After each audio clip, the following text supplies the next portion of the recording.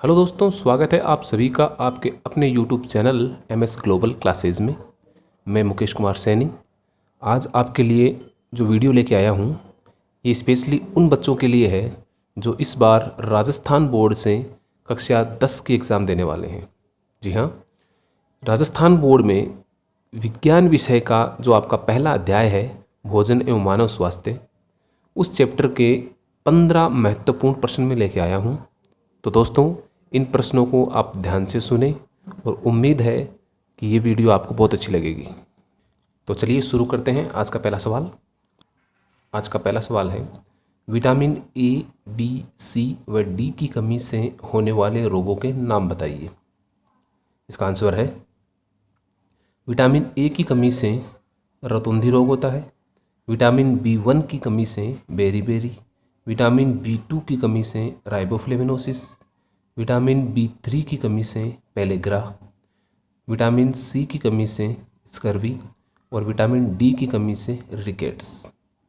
दूसरा सवाल, प्रोटीन की कमी से होने वाले दो रोगों के नाम बताइए। इसका आंसर है, प्रोटीन की कमी से एक तो क्वासिकोर डिजीज़ होती है और दूसरी मेरस्मस। जी हाँ, इन नाम को अच्छी तरह याद कर लीजिए, क्वासिकोर और मेरस्मस। यहाँ हम आपको ये भी बता दें कि क्वासिकोर रोग जो है वो प्रोटीन की कमी से होता है, ठीक है। लेकिन मेरस्मस रोग जो है वो प्रोटीन के साथ साथ अगर शरीर में ऊर्जा यानी कार्बोहाइड्रेट यानी प्रोटीन के साथ साथ अगर शरीर में ऊर्जा की भी कमी हो जाती है तो उससे मेरस्मस रोग होता है। यहाँ आपके कोई अंतर पूछा जा सकता है परीक्षा में कि प्रोटीन के साथ ऊर्जा की अगर कमी हो तो कौन सा रोग हो, तो वहाँ आप क्वासिकोर न बताकर मेरस्मस रोग बताएं। तीसरा सवाल, आयोडीन की कमी से कौन सा रोग हो जाता है। इसका आंसर है, आयोडीन की कमी से गलगंड यानी घेंघा रोग हो जाता है। यहाँ आपको बता दें कि हमारे गले में जो है वो एक थायराइड ग्रंथि पाई जाती है। जब इस थायराइड ग्रंथि में आयोडीन की कमी हो जाती है तो ये थायराइड ग्रंथि थायरोक्सिन हार्मोन बनाना कम कर देती है, जिसकी वजह से हमारा गला जो है वो सूज जाता है और मोटा हो जाता है। इसे हम गलगंड रोग कहते हैं। तो इसलिए ध्यान रहे कि आयोडीन की कमी से गलगंड रोग हो जाता है। अगला सवाल, रक्त में हीमोग्लोबिन का निर्माण किस तत्व के कारण होता है। रक्त यानी अपना खून के अंदर जो हीमोग्लोबिन होता है वो कौन से तत्व के कारण होता है। इसका जवाब है लोहा यानी आयरन। यहाँ आपको बता दें कि हीमोग्लोबिन जो होता है वो हमारे खून के रंग को लाल करता है। जी हाँ, खून का जो लाल रंग होता है वो हीमोग्लोबिन की वजह से ही होता है। और अगर आपके शरीर में हीमोग्लोबिन की कमी हो गई तो आपका चेहरा पीला पड़ जाता है, जिसे हम रक्तहीनता रोग भी कहते हैं। अगला सवाल, शरीर में कैल्शियम का मुख्य कार्य क्या है। इसका जवाब है दांतों व हड्डियों को मजबूत बनाना। यहाँ आपको एक बात बता दें कि शरीर के अंदर दांत और हड्डियाँ जो होती हैं वो सफ़ेद रंग की होती हैं और कैल्शियम जो है वो भी सफ़ेद ही होता है। जैसे कि आपने चूना देखा है तो चूना भी सफ़ेद है, दांत और हड्डियाँ भी सफ़ेद है। इसलिए आप इस टर्म के माध्यम से याद रख सकते हो कि दांत और हड्डियों का निर्माण जो है वो कैल्शियम के द्वारा होता है। अगला सवाल, स्वस्थ मनुष्य का सामान्य रक्तचाप कितना होता है। रक्तचाप का मतलब होता है ब्लड प्रेशर, BP। तो अगर स्वस्थ मनुष्य का BP देखें तो इसका आंसर है 120/80। यहाँ पर 120 का मतलब होता है सिस्टोलिक रक्तचाप और 80 का मतलब होता है डायस्टोलिक रक्तचाप। सिस्टोलिक रक्तचाप का मतलब ये है कि जब हमारा हृदय सिकुड़ता है तो सिकुड़ने के कारण हमारी जो धमनियाँ हैं उन धमनियों पर जो दबाव पड़ता है, प्रेशर पड़ता है, वो दबाव सिस्टोलिक रक्तचाप कहलाता है। और जब हमारा हृदय वापस से फैलता है तो वापस फैलने से धमनियों पर जो दबाव पड़ता है उस दबाव को डायस्टोलिक रक्तचाप कहते हैं। अगला सवाल है, BMI का पूरा नाम बताइए। BMI, B यानी बॉडी, M यानी मास, I यानी इंडेक्स यानी बॉडी मास इंडेक्स। हिंदी में इसको कहते हैं शरीर भार सूचकांक। बॉडी यानी शरीर, मास यानी भार और इंडेक्स यानी सूचकांक। तो हिंदी में किसको कहते हैं, शरीर भार सूचकांक। यहाँ आपको ये ध्यान रखना है कि BMI जो है वो मोटापे को मापने की एक इकाई होती है। यानी इसके द्वारा ये पता लगाया जाता है कि व्यक्ति जो है वो मोटा है या मोटापे में अभी तक उसने प्रवेश नहीं किया है। मोटापे को नापने के लिए बीएमआई को एक फॉर्मूले, एक सूत्र के द्वारा ज्ञात किया जा सकता है। वो फॉर्मूला ये होता है कि बीएमआई बराबर मनुष्य का भार बट्टे मनुष्य की लंबाई। यानी अगर मनुष्य के वजन भार में उसकी लंबाई का भाग दे दें तो जो मान प्राप्त होगा वो बीएमआई होगा। इसके आधार पर मोटापे की गणना की जा सकती है। अगला सवाल, नारू जिसका दूसरा नाम है बाला, नारू बाला रोग जो है उसके रोगजनक का नाम लिखिए। यानी कि ये रोग जो है वो किस की वजह से फैलता है, किस कृमि की वजह से फैलता है, तो उस कृमि का आपको वैज्ञानिक नाम बताना है। उसका नाम है ड्रैकनकुलस मेंडिनेंसिस। इस नाम को अच्छी तरह याद कर लीजिए क्योंकि ये बहुत मोस्ट क्वेश्चन है, ये आ सकता है। ड्रैकनकुलस मेंडिनेंसिस। यहाँ आपको बता दें कि ये जो नारू रोग है जिसका दूसरा नाम बाला भी है, ये पहले राजस्थान के अंदर एक बहुत बड़ी समस्या थी। ये जो रोग है वो दूषित जल पीने से फैलता था, लेकिन नारू उन्मूलन कार्यक्रम सरकार ने चलाया और उस कार्यक्रम के अंतर्गत सन 2000 के बाद में इसका एक भी रोगी राजस्थान में नहीं है।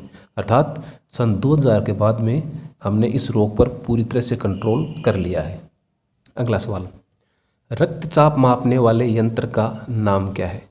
इसका आंसर है स्पाइग्नोमैनोमीटर। ये तो अंग्रेजी नाम है स्पाइग्नोमैनोमीटर, हिंदी में इसको रक्तचाप मापी कहते हैं, लेकिन आपको स्पाइग्नोमैनोमीटर याद रखना है क्योंकि रक्तचाप से रक्तचाप मापी तो सीधा सीधा नाम हो गया, इसलिए आपको स्पाइग्नोमैनोमीटर याद रखना है। अगला सवाल, तंबाकू पादप का वैज्ञानिक नाम बताइए। ये भी बहुत मोस्ट क्वेश्चन है, अच्छी तरह याद कर लीजिए इसको। तंबाकू के पौधे का वैज्ञानिक नाम, इसका आंसर है निकोटिएना टोबेकम। यहाँ आपको एक चीज़ और याद रखनी है कि तंबाकू जो है वो कौन से कुल का है, यानी कि इन पेड़ पौधों को अलग अलग कुल में विभाजित किया गया है। तो आपको याद रखना है कि तंबाकू के कुल का नाम, तो इसका आंसर है सोलेनेसी कुल।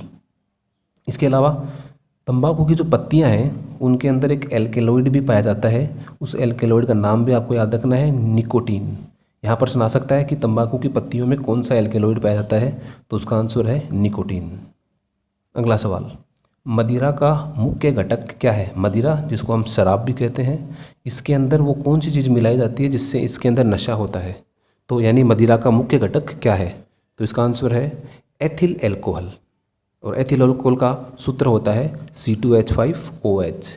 यहाँ आपको ये भी याद रखना है कि ज़्यादा मदिरा सेवन करने से कौन सी बीमारी हो जाती है। तो प्रश्न आता है यहाँ पर कि मदिरा के सेवन से होने वाले रोग का नाम बताइए, तो उसका आंसर है वसीय यकृत रोग। यानी आपका जो यकृत है, लीवर है, उसके अंदर ज़्यादा वसा फैट इकट्ठी हो जाती है जिसे लीवर काम करना बंद कर देता है, इसे वसीय यकृत रोग कहते हैं।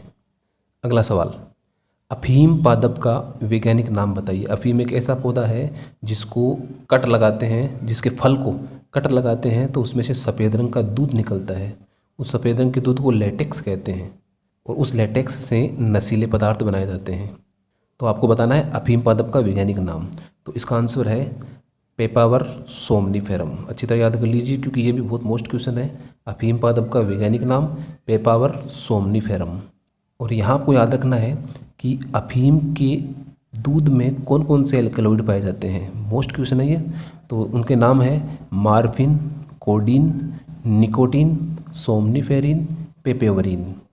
इनमें से भी मार्फिन और कोडीन ये दो एल्केलॉइड ऐसे एल्केलॉइड हैं जिनसे दर्द निवारक दवाई बनाई जाती है। अगला सवाल, गुटखा खाने से होने वाले रोग का नाम बताइए। इसका आंसर है सबम्यूकस फाइब्रोसिस रोग। ये भी मोस्ट क्वेश्चन है कि गुटखा जब लोग खाते हैं तो उनसे मुंह की एक समस्या, एक बीमारी हो जाती है, उसका नाम क्या है? सबम्यूकस फाइब्रोसिस रोग। यहाँ आपको ये याद रखना है कि ये जो रोग है वो जबड़े का रोग है, यानी कि जो व्यक्ति गुटखा खाता है उस व्यक्ति की जबड़े की जो मांसपेशियाँ हैं वो कठोर हो जाती है, और मांसपेशियाँ कठोर हो जाने की वजह से उनका जबड़ा जो है वो पूरी तरह से ठीक से खुलता नहीं है, इसे हम सबम्यूकस फाइब्रोसिस रोग कहते हैं। अगला सवाल, मीठा जहर किस रसायन को कहा जाता है? इसका आंसर है एथिलीन ग्लाइकोल। ये भी बढ़िया क्वेश्चन है।